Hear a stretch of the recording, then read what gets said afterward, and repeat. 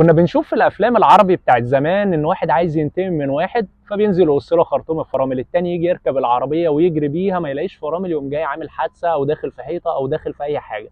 تعال اقول لك بقى، لو الفرامل في مره وانت ماشي بالعربيه بتاعتك راحت منك، ازاي ممكن تتصرف من غير ما تعمل اي مشكله وتقف بالعربيه بتاعتك بمنتهى الامان وما يحصلكش اي مشكله خالص. لو انت ماشي بالعربيه وجيت بتدوس على الفرامل لاي سبب وما لقيتش ان في فرامل في العربيه، فبالنسبه لي اهم حاجه ان انت تعملها ان انت ما ترفعش الهاند بريك خالص. يعني ما تخليش اصلا فكره ان انت ترفع الهاند بريك تيجي في دماغك، لان لو انت بتجري على سرعه على الغيار الخامس مثلا وبدات ان انت ترفع الهاند بريك، فاللي هيحصل ان العربيه مش هتقف، العربيه ممكن تلف منك ولا قدر الله كمان ان العربيه تتقلب. عشان كده مهم جدا ان انت تبعد ان انت ترفع الهاند بريك خالص. طيب اوقف العربيه ازاي؟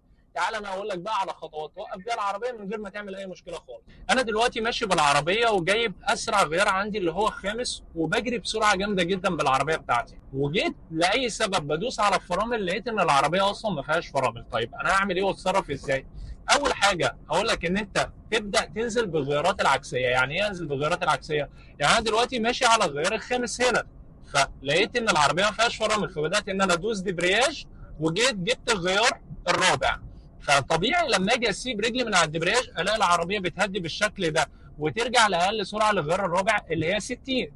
فساعتها اقوم جاي دايس دبرياج وجايب الغيار الثالث، ولما اجي اسيب رجلي من على الدبرياج الاقي العربيه بتقلل لاقل سرعه للثالث اللي هي 40.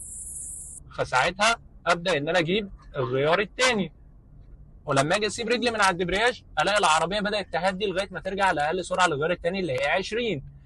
ساعتها اقدر برضو ان انا اجيب الغيار الاول. فلما اجي اسيب رجلي من على الدبرياج هنا الاقي ان العربيه بدات ترجع لاقل سرعه للغيار الاولاني اللي هي شبه وقوف.